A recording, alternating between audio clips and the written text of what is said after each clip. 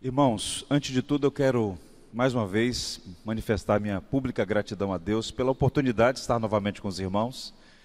Estive aqui algumas vezes e é sempre uma alegria. Digo isso com profunda sinceridade. Como é bom estar entre os irmãos, ver aqui uma igreja viva, saudável, influente nesta cidade, em toda essa região. Agradeço o convite, pastor Robson, e todos os pastores, especialmente aí o bispo Rubens. Como é bom ver a sua vitalidade, sua alegria tão contagiante. Que o Senhor preserve e o abençoe sempre a esta igreja tão abençoada. Parabéns pela iniciativa de promover uma conferência dessa natureza. É um tempo precioso quando a igreja se reúne para refletir, para pensar. Eu costumo sempre dizer que aprender mais para melhor servir. Não é o conhecimento como um fim, mas como um meio para servir, para abençoar o reino de Deus. E essa igreja tem feito isso ao longo de todos esses anos. Eu louvo a Deus por isso, não é? Foi pedido que eu apresentasse um livro. E eu quero recomendar a vocês esse material aqui, ó, do Ray Ortlund, Salmos, um bálsamo para a vida real. Esse livro será lançado oficialmente amanhã, na Primeira Igreja Batista de Atibaia, São Paulo. E hoje aqui, pela primeira vez no Brasil, está sendo anunciado esse material que chegou ontem, da Gráfica. É um livro muito precioso, não é um devocionário, não é um comentário.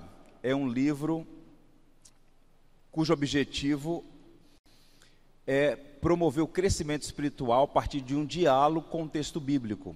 Tem várias porções aqui para você, espaços para você escrever. É uma espécie de texto dirigido. Tem um texto bíblico, tem um breve comentário, perguntas e espaço para você responder.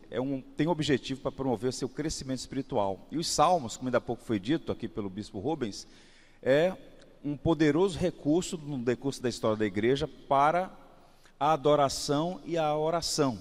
Quem quer aprender a adorar consistentemente, quem quer aprender a orar, tem que usar os salmos. Na história da igreja, na história do povo hebreu, o livro de Salmos é o grande manual de adoração e oração, de louvor a Deus. Então, faço a recomendação aos irmãos, tem aí alguns exemplares na livraria da igreja. Eu espero que seja uma bênção a leitura na vida dos irmãos. Parabéns aí também pela escolha do preletor, pastor Leandro Peixoto, meu amigo, está aqui com vocês. Falou ontem, falará hoje à noite e amanhã.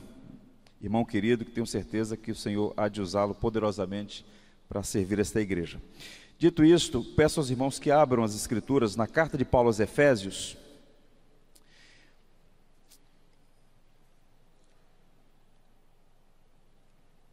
Capítulo 5. Leremos os versos 25 a 28.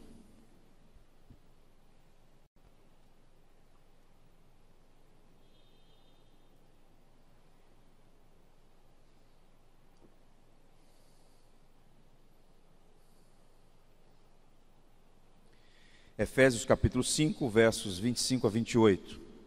À luz dessa passagem, eu quero pensar sobre o tema a beleza da igreja.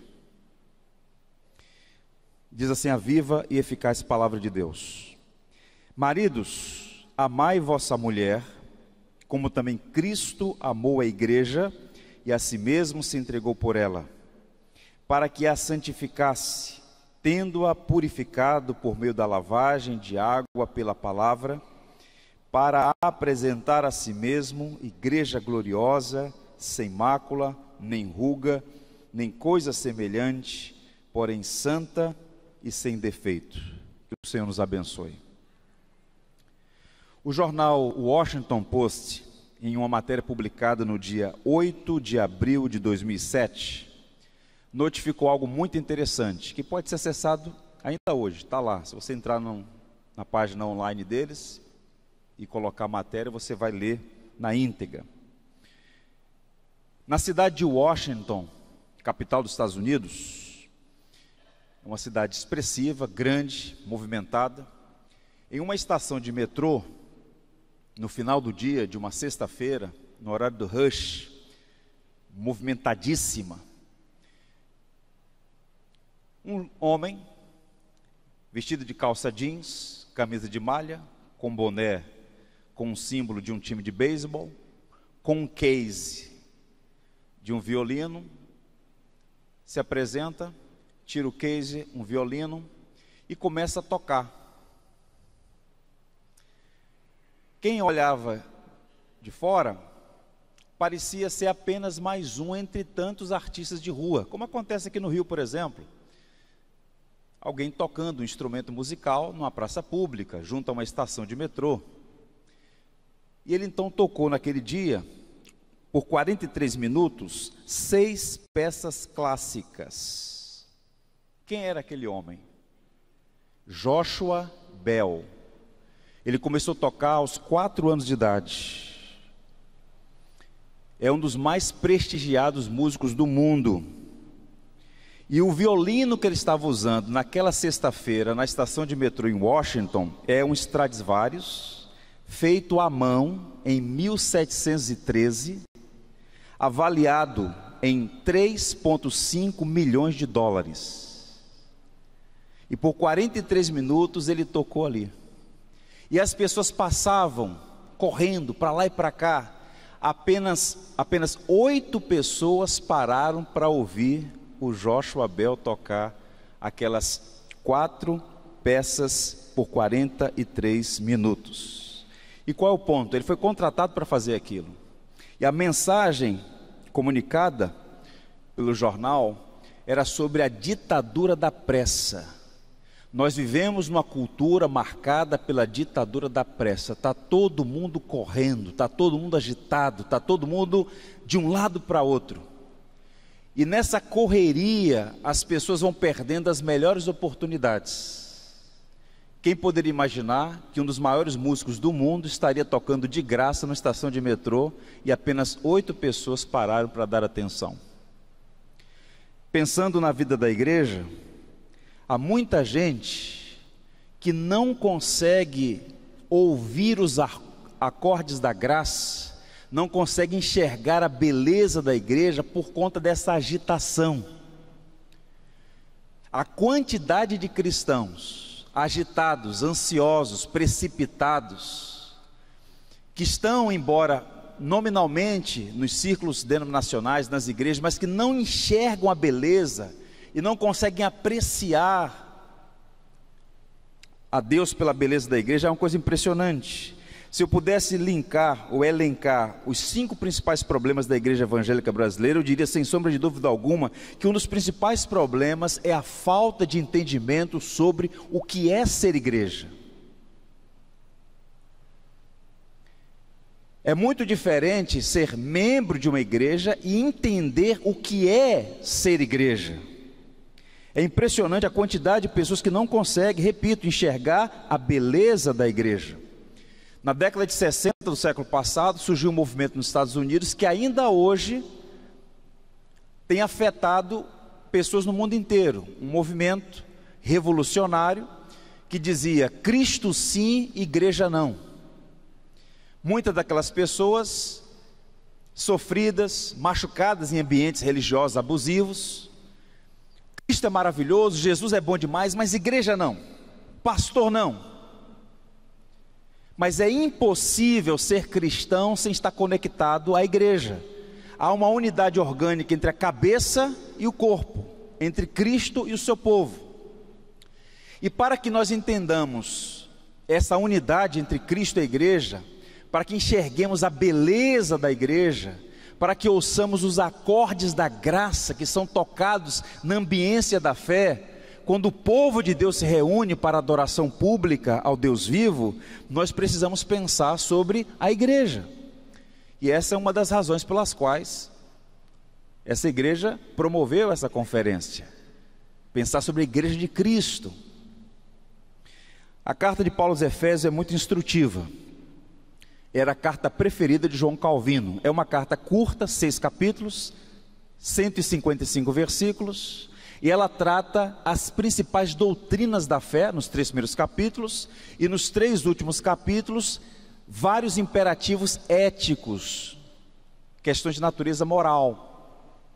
E na segunda sessão, a partir do capítulo 4, Paulo vai dar várias recomendações pastorais à igreja. E na seção familiar, Paulo vai falar sobre a relação marido-mulher, pais e filhos, patrão, empregado. E quando ele se dirige à relação marido e mulher, ele diz: olha, vocês, maridos, você, marido, deve amar a sua esposa como Cristo amou a igreja. Veja, a referência de Paulo para ensinar o marido a tratar a sua esposa é o amor de Cristo pela igreja. É um padrão extremamente alto, altaneiro. E nessa seção em que ele está tratando da relação entre marido e mulher, ele então, digamos assim, coloca um retrato 3x4 de uma peça teológica extraordinária. Essa seção que nós lemos, capítulo 5, versos 25 a 28. E aqui nós vamos encontrar, eu diria assim, pelo menos 3 grandes verdades sobre a igreja que vão ampliar o nosso entendimento sobre a igreja e que vão nos colocar, como dizia Santo Agostinho, na ponta dos pés e dizer: bendito seja Deus pela sua igreja. Que verdades são essas? O que Cristo fez pela igreja, o que Cristo está fazendo pela igreja e o que Cristo fará pela igreja. A salvação é um verbo que se conjuga em 3 tempos: o que Deus fez, o que Deus está fazendo e o que Deus fará. Quando a gente olha o quadro geral, nós ficamos impressionados. A igreja é maior do que você pensa. A igreja não nasceu numa esquina, a igreja não é obra humana, a igreja não é construto social, a igreja é obra de Deus. E por ser obra de Deus, as portas do inferno não prevalecem contra ela. E quem ama a Cristo ama a sua igreja, e quem ama a igreja ama o seu Senhor. E é por isso que a gente precisa abrir os olhos, ter os nossos olhos abertos para enxergar a beleza do Evangelho, porque à medida que a gente enxergar a beleza do Evangelho, enxergaremos a beleza da igreja, e à medida que enxergarmos a beleza da igreja, a beleza do Evangelho, estamos enxergando a beleza do Cristo vivo. Pois bem, que verdades são essas? Primeiro ponto: o que Cristo fez pela igreja. Observe, mantenha a Bíblia aberta. Cristo amou a igreja e a si mesmo se entregou por ela. Paulo, o grande teólogo da igreja, ele começa estabelecendo o fundamento, a base, o elemento pivotal. Cristo amou a igreja. Veja, irmãos, tudo começa com Deus em Cristo. Ele começa trazendo a memória daqueles irmãos. Vejam, é um aconselhamento pastoral, é uma direção pastoral, como o marido deve tratar a esposa, mas é um aconselhamento pastoral carregado de teologia. Não é um conselho frívolo, é um conselho bíblico carregado de teologia. Ame a sua esposa como Cristo amou a igreja.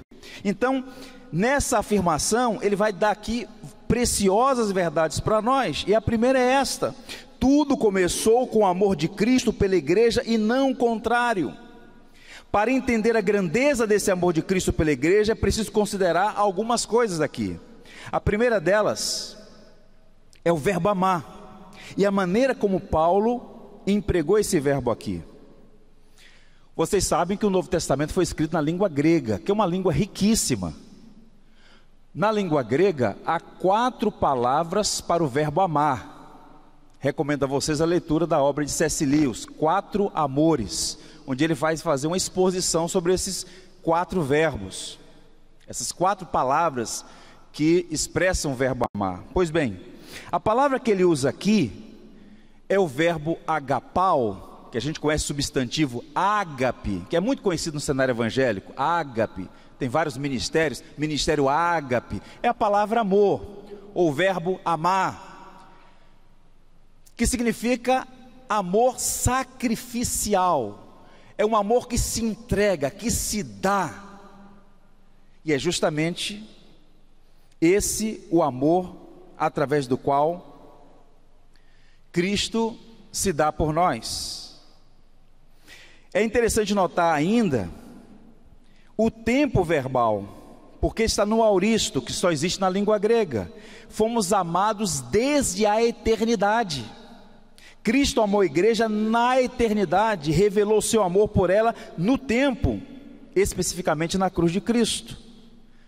Quando Paulo diz que Cristo amou a igreja, esse amor à igreja está no passado, no auristo. Desde a eternidade nós fomos amados. Isso é impressionante.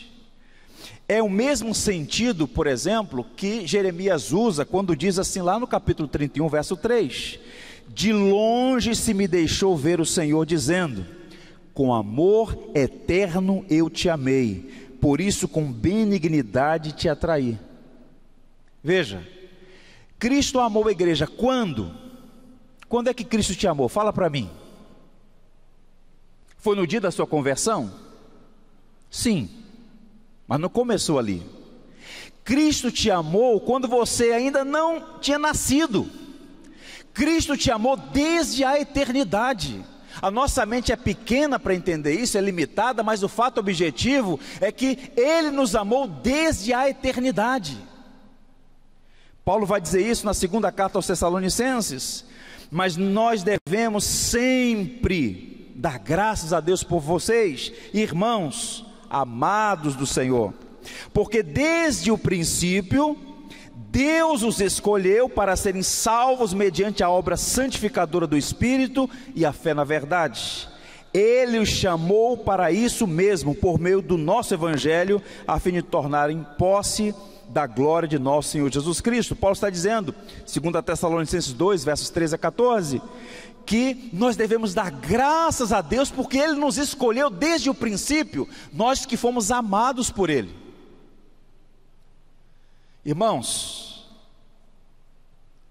a Bíblia diz que Deus amou o mundo de tal maneira que deu seu Filho unigênito para que todo aquele que crê não pereça, mas tenha vida eterna. Deus amou a pessoa humana, o ser humano, criado à sua imagem e semelhança. O grande teólogo Edwards fazia uma distinção entre amor benevolente e amor complacente. De modo benévolo, Deus ama a todos. O sol nasce, a chuva desce. Deus é bondoso para com todos, para com justos e ímpios, para com crentes piedosos e para com pagãos. Deus é bom. Agora, há um amor complacente, há um amor sacrificial, um amor eletivo, um amor que se entrega naquela cruz somente pela igreja. Cristo amou a igreja e a si mesmo se deu por ela. Naquela cruz, Jesus Cristo morreu pelo seu povo. Quando o anjo apareceu a Maria e anunciou o nascimento do menino, disse: porque este menino se chamará Jesus, porque ele salvará o seu povo dos seus pecados. É por isso que Paulo diz: Cristo amou a igreja. Para o apóstolo Paulo, esse amor soberano e eletivo, que nos escolheu para si desde a eternidade, deve ser motivo de louvor, não de debate. Eu não faço debate internet, treta internet, de Facebook, essas discussões frívolas, isso é ridículo. Eu não sei por que Deus me escolheu, eu não sei por que Deus me amou, apesar das minhas misérias, apesar de eu ser um miserável pecador, mas o fato é que a Bíblia diz que Ele me amou. Que você é amado por Deus, apesar de você, e que Deus não te amou porque Ele achou que ia dar certo, porque Ele fez uma previsão que ia dar certo. Ele te amou quando você ainda era pecador, rebelde e inimigo dEle. Cristo amou a igreja. É maravilhoso, não é, irmãos? Um grande pregador chamado Charles Spurgeon, chamado de o príncipe dos pregadores, era um jovem pregador com 22 anos de idade, um garoto. No dia 2 de setembro, pregando na capela de New Park Street, pregando sobre essa preciosa verdade, ele se dirigiu para a sua igreja, à época com uns 200 e poucos membros, parou diante da igreja e disse: irmãos, ouçam o que eu vou lhes dizer. E eu vou ler um extrato da pregação de Spurgeon no século XIX, sobre essa passagem. Enquanto não recuarmos até ao tempo em que o universo inteiro dormia na mente de Deus, como algo que ainda não havia nascido, enquanto não penetrarmos na eternidade, onde Deus, o Criador, vivia na comunhão da Trindade, quando tudo ainda dormia dentro dele, quando a criação inteira repousava em seu pensamento, todo abrangente e gigantesco, não teremos nem começado a sondar o princípio quando Deus nos escolheu. Deus nos escolheu, irmãos, quando o espaço celeste não era agitado pelo marulhar das asas de um único anjo, quando ainda não existia qualquer ser ou movimento ou tempo, e quando coisa nenhuma ou ser, exceto o próprio Deus, existia. Tudo começou com Deus, bendita Trindade. Deus nos amou quando nada existia, somente Ele. Deus nos amou desde a eternidade. Quando a gente para pensar nisso, veja, tudo fica mais superlativo, mais amplo. Não é um construto social, não é um engenho humano. A igreja nasceu na mente de Deus, na eternidade. Deus nos amou desde a eternidade. E é por isso que o apóstolo Paulo diz: logo já não sou eu quem vive, mas Cristo vive em mim, e esse viver que agora tenho na carne, vivo pela fé no Filho de Deus, que me amou e a si mesmo se entregou por mim. Duas coisas: Cristo amou a igreja, Paulo diz aos Efésios, e aos Gálatas ele diz: Cristo me amou. Ele amou toda a igreja e amou você. Ele te chama pelo seu nome. Cristo não amou uma massa, Ele amou gente que tem nome e sobrenome. Ele conhece você. É por isso que o cristão é veementemente contra o assassinato de bebês no útero, porque lá no seu útero Ele te amou. Jeremias fala que ele estava ainda no ventre, o Senhor diz: você será profeta para as nações. O Salmo 139 diz: quando ainda éramos substância informe, tecido, o Senhor nos amou. Fomos amados pelo Deus eterno. Isso é maravilhoso demais. Deus não amou lote de pessoas, Deus amou cada um pessoalmente. Existe o amor eros, o amor filéu e o amor ágape. Amor eterno e sua morte sacrificial na pessoa bendita de Jesus. Vejam vocês, eu disse que esse amor é ágape, e Paulo vai referendar isso, quando ele diz: Cristo amou a igreja e a si mesmo se entregou. Esse verbo entregar aqui é uma referência à morte na cruz. Porque percebam, Ele amou na eternidade, e a expressão máxima do seu amor é no tempo, especificamente na cruz. Paulo diz aos Romanos: mas Deus prova o seu amor para conosco, em que Cristo morreu por nós, sendo nós ainda pecadores. Qual é a maior prova de Deus, do seu amor por nós? Qual é? A cruz. A maior prova que Deus o ama é a cruz. Por isso, vejam, meus irmãos, todas as vezes que Satanás, que é o diabo, mentiroso, pai da mentira, o enganador, sugerir que Deus não te ama, quando você estiver passando por aquele vale, por aquela provação, mais perguntas do que respostas, lágrimas, tristezas, dores, quando o diabo sugerir, ou mesmo pessoa sem juízo, te sugerir que você não é amado, pense na cruz. Pense na cruz. A cruz é a prova de que Deus te ama, porque Deus pegou o seu próprio filho e o entregou naquela cruz por você, para que você pudesse ver vida e vida em abundância. Efésios 1 verso 7 diz: no qual temos a redenção pelo sangue, a remissão dos pecados segundo a riqueza da sua graça. No capítulo 1 ainda diz: porque pela graça sois salvos mediante a fé, isso não vem de vós, é dom de Deus, não de obras, para que ninguém se glorie. E no verso 10 ele diz: pois somos feitura dele, criados em Cristo Jesus para as boas obras, as quais Deus preparou de antemão para que andássemos nelas. Então a cruz é a maior prova do amor de Deus para conosco. Agora a pergunta é a seguinte: Ele me amou desde a eternidade. Amou a igreja e amou cada um de nós. A prova do seu amor é a cruz, a contundente expressão do seu amor. Pergunta: por quê? Qual é o motivo?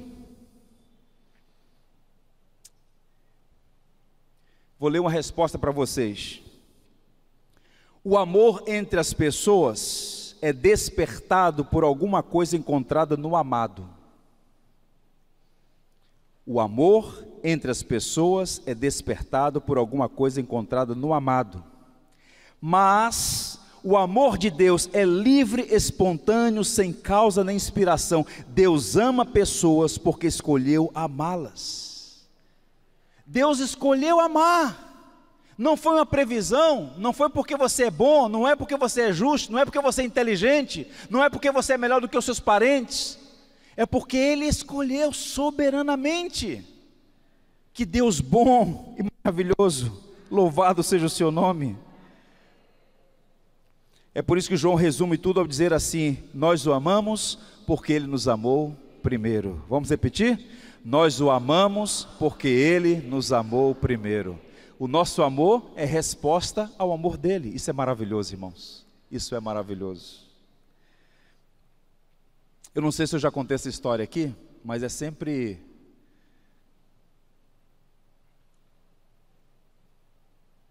impactante a mim.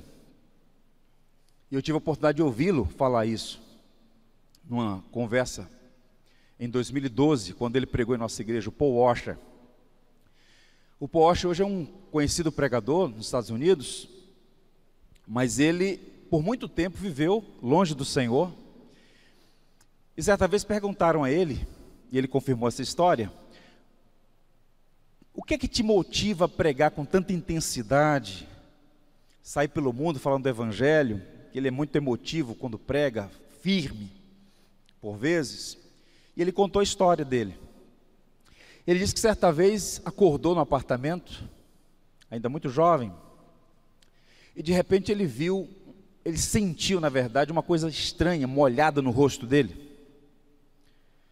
Aí ele levantou assim meio zonzo ainda. Quando ele olha para o espelho, ele tinha adormecido sobre o próprio vômito, depois de uma noite inteira de abuso de álcool e drogas. E ali naquele banheiro fétido, imundo, ele olhou para o espelho, ele viu a miséria.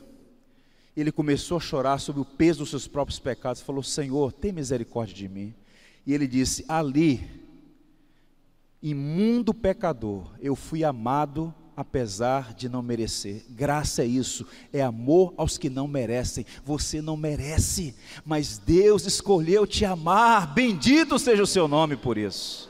E a igreja é uma comunidade, é uma congregação de pessoas amadas desde a eternidade, e a cruz é a maior prova do seu amor para conosco. E por que motivo Ele nos amou? Porque escolheu nos amar. Ele é soberano e faz o que quer. Ele escolheu nos amar. Bendito seja o seu nome. Segundo ponto, o que Cristo está fazendo pela igreja? O que Ele fez? Nos amou. O que Ele está fazendo? Observe o verso subsequente: para que a santificasse, tendo-a purificado por meio da lavagem de água pela palavra. O propósito pelo qual Cristo amou a igreja e a si mesmo se entregou por ela, foi santificá-la, torná-la a nova sociedade de homens e mulheres que é a igreja, mais e mais parecida com Cristo, que é o homem perfeito. Lembra da linguagem de Paulo? Paulo fala de Jesus como um novo Adão. Na primeira criação, Adão, como representante federal, ele arruinou toda a raça, a si e os seus descendentes, por causa da sua escolha estúpida, por causa do seu pecado. Cristo, quando vê este mundo como um novo Adão, Ele restaura todas as coisas. A igreja é a nova criação. Lembra da linguagem de Paulo aos Coríntios? Se alguém está em Cristo, nova criatura. A linguagem é nova criação, as coisas velhas se passaram, tudo se fez novo. É uma nova criação que está em curso. Então, quando Deus nos salva por meio de Jesus Cristo, Ele está moldando a nossa vida à imagem de Jesus, o único homem perfeito, O único homem que cumpriu a lei perfeitamente, amou a Deus sobre todas as coisas e ao próximo como a si mesmo. De modo que Paulo vai dizer que o propósito é santificar, tendo-a purificado por meio da lavagem de água pela palavra. Portanto, o primeiro movimento, digamos assim, a justificação, o perdão, não é o fim. Primeiro ele te perdoa, te justifica, mas há um processo depois, que começa ali, ele nos justifica, e agora começa um processo de santificação, de modelagem da nossa vida à imagem de Cristo. Os antigos usam uma linguagem para explicar isso, mais ou menos assim: todo homem está morto em seus delitos e pecados, não é isso que a Bíblia ensina? Efésios 2, morto em delitos e pecados. Quando o Evangelho entra, dá nova vida, amém?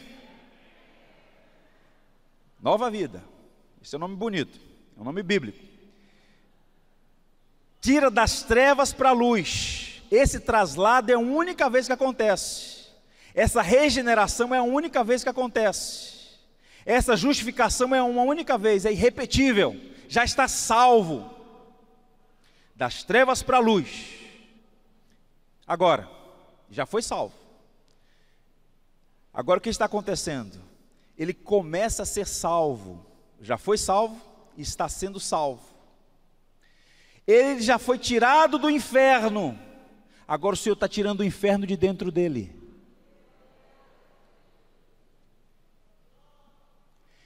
Ele não está mais sob condenação. O pecado não tem mais domínio. Mas ainda há resíduos do velho homem no coração. Aí o Senhor vai fazer o quê?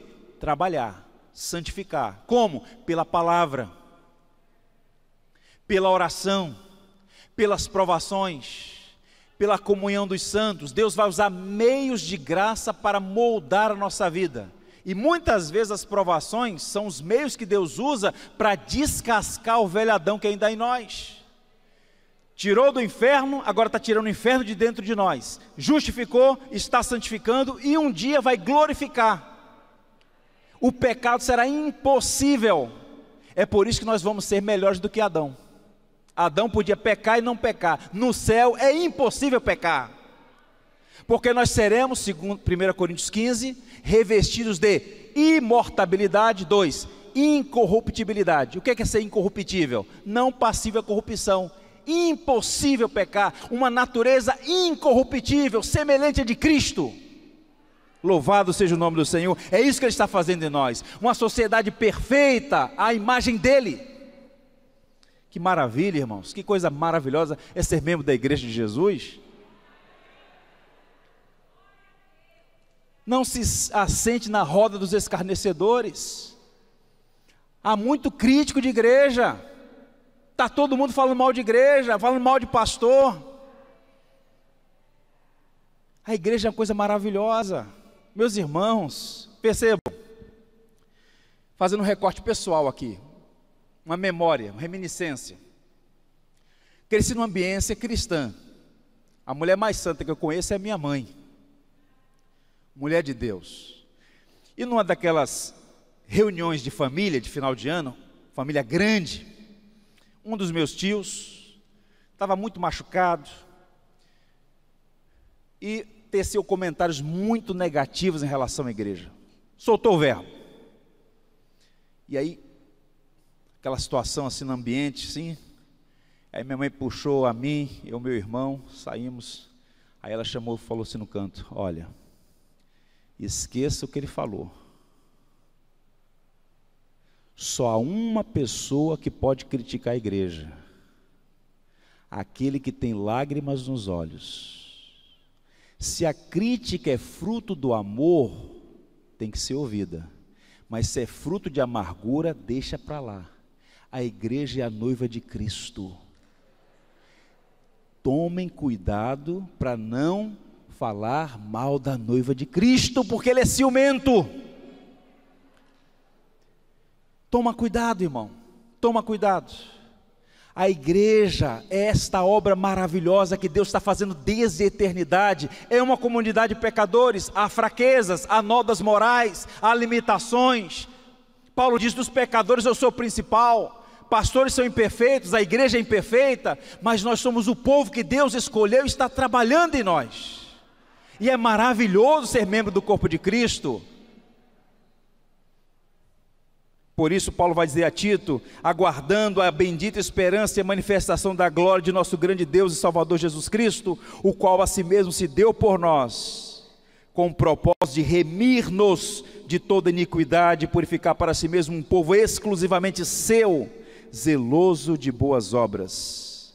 Maravilhoso isso, purificar e fazer de nós um povo zeloso de boas obras. Por isso ele está falando de santificação. Deus não escolheu você porque era santo, mas Ele o escolheu para santificá-lo. A santidade é a beleza produzida pela obra do Espírito em nossas vidas. E a pergunta é: como é que Deus opera essa santificação? Você fica parado com as mãos assim, esperando Deus fazer essa obra? Não. Você tem que ser ativo no processo.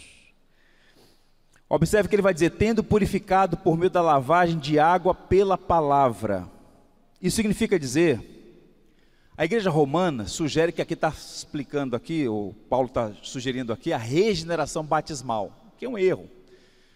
O pecado original não é removido no batismo do infante. Isso é uma heresia. Essa linguagem que Paulo está usando aqui é uma linguagem metafórica para apontar que o instrumento da santificação é a palavra. Jesus não disse isso na oração sacerdotal: santifica-os na verdade, a tua palavra é a verdade. Portanto, é a palavra que nos santifica. Agora veja, à medida que você ler mais, estudar mais, viver mais a palavra, mais santificado você será. O problema da igreja atual é que as nossas Bíblias estão empoeiradas. Há pouca leitura, pouca reflexão, pouca meditação e o mais triste, pouca vivência. Eu vou falar mais sobre isso no segundo momento. Nós precisamos viver a palavra, ser santificado por ela. É a palavra que molda a nossa vida. É por meio dela que nós somos transformados de glória em glória, porque a Bíblia é a espada do Espírito. O Espírito Santo, santificador, usa a palavra para nos moldar a imagem de Cristo. A verdadeira obra do Espírito Santo é operada por meio do Espírito Santo. Obviamente que o batismo é uma boa memória daquele momento em que simbolicamente você morreu para o mundo, morreu para a velha natureza e deu início à vida cristã. Lutero sugeria aos membros da sua igreja um exercício espiritual todas as manhãs. Vou ler para vocês o exercício. Sempre que você lavar o rosto de manhã, lembre-se do seu batismo, a quem você pertence. Vá e viva uma vida santa. Lavou o rosto, você foi lavado pelo Espírito Santificador, pela palavra da verdade. Viva de acordo com o Evangelho, porque Ele te amou desde a eternidade, para que você fosse santo. Sede santos, porque eu sou santo, diz o Senhor. E santidade não é moralismo, não é isso pode, isso não pode. Santidade é viver a vida de Deus, viver de modo digno do Evangelho. É o que Paulo sugere em várias passagens das Escrituras.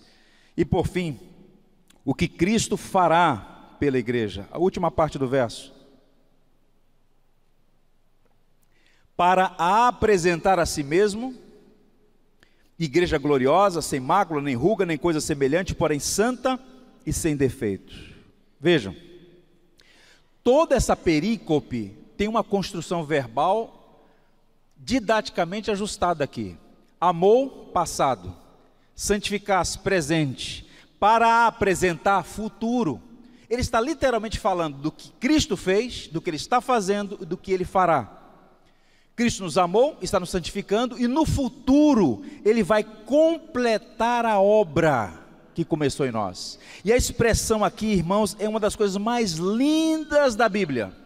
A expressão é essa: igreja gloriosa. Que coisa linda, igreja.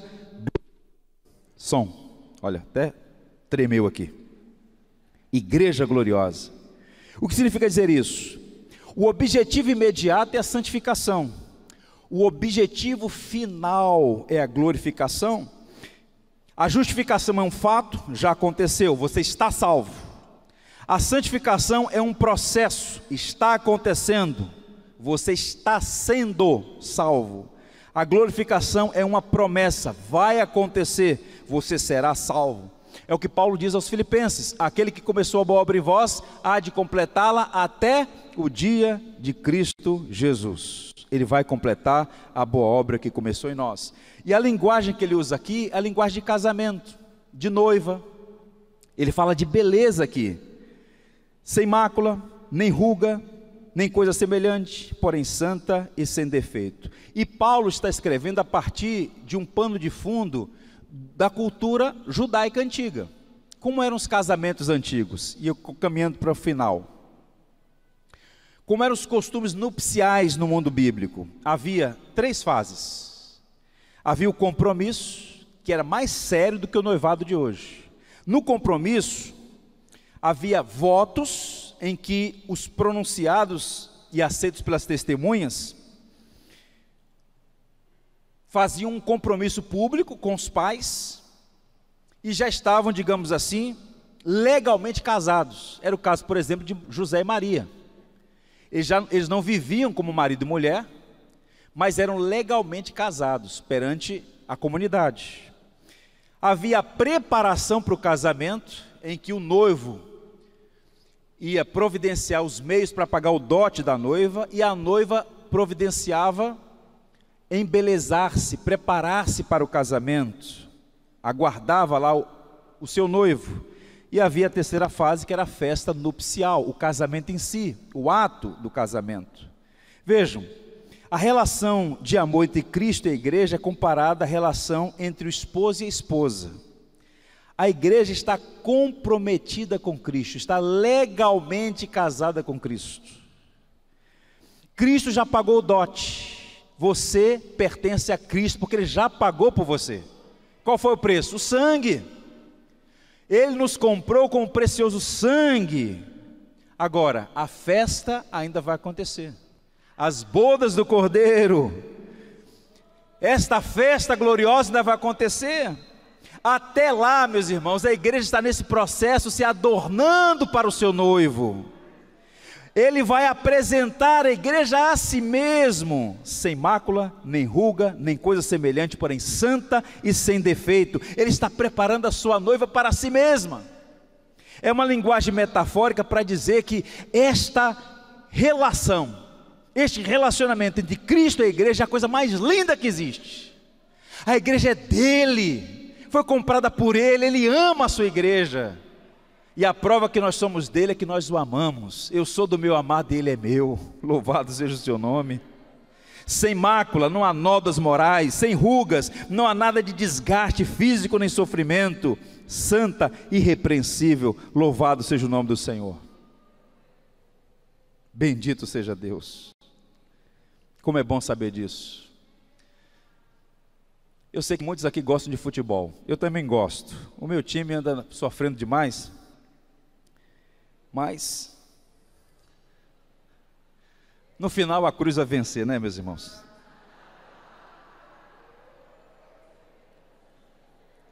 O amor é incondicional, né?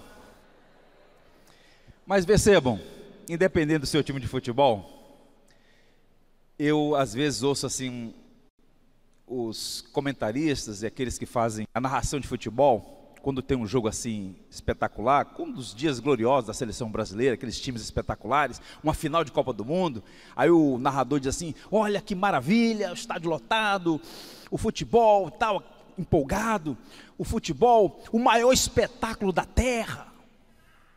Aí eu falei assim, caramba, aí, ó, profeta, hein? Foi maior espetáculo da terra? Exagerou, hein? Tira a polícia para ver. Tira a polícia do estado para ver o maior espetáculo da terra. Irmãos, o maior espetáculo da terra é a igreja. O maior espetáculo do mundo é a igreja. Gente diferente, gente complicada, gente difícil, mas amada desde a eternidade, um povo que se torna um só povo, de todas as tribos, raças, línguas e nações, que vão estar diante do Cordeiro, dizendo: ao nosso Deus e ao Cordeiro pertence a salvação. Que maravilha! Eu encerro dizendo o seguinte: você tem motivos para louvar a Deus. Primeiro, louve a Deus por seu gracioso amor. Você não é salvo porque é bom, não, porque Deus te amou. Louve ao Senhor porque a morte de Cristo foi perfeita e suficiente naquela cruz por você. Louve a Deus por fazer parte do corpo de Cristo, que é a igreja. Tenha alegria de ser membro da igreja. Se você não tem prazer em ser membro da igreja, acenda a luz amarela, tem alguma coisa errada. Louve a Deus pela santificação que Ele está operando em você. Você não está pronto ainda não, Ele está trabalhando. E louve a Deus pela certeza da glorificação. Um dia essa obra vai ser completada e você vai ser parecido com Jesus, para a glória dEle. Amém? Quantos creem nisso, digam amém. Amém. Vamos ficar em pé e vamos orar. Louvado seja Deus. Aquele que é poderoso para vos guardar de tropeços e para vos apresentar com exultação, imaculados diante da sua glória, ao único Deus, nosso Salvador, mediante Jesus Cristo, Senhor nosso, glória, majestade, império e soberania ante todas as eras, e agora e por todos os séculos. Amém. Pai, nós te bendizemos, louvamos o teu nome, Senhor, pela igreja de Jesus Cristo, nosso Senhor e Salvador. Te louvamos porque desde a eternidade nós fomos amados. Obrigado por teu amor inexplicável, bendito e maravilhoso. Te louvamos porque naquela cruz Jesus assumiu a nossa morte, a nossa condenação, os nossos pecados. E hoje, por tua graça, nós somos membros do corpo de Jesus. Enche o nosso coração de alegria, de contentamento, de paz, por ser membros do corpo de Jesus. E nos ajude, Senhor, a caminhar em santidade, servindo ao Senhor de todo o coração, buscando cumprir a nossa missão de ser luz do mundo e sal da terra. Abençoa esta igreja, abre os olhos do teu povo, para enxergar a beleza da igreja, para ouvir os acordes da graça, para ter alegria na salvação, para ter alegria de servir o Deus vivo, para ter alegria de dizer: eu sou membro da igreja do Senhor Jesus. E que essa igreja seja fortalecida, nós todos, Senhor, para cumprir a nossa missão, que é glorificar ao Senhor em todo o tempo. Em nome dele nós oramos. Amém.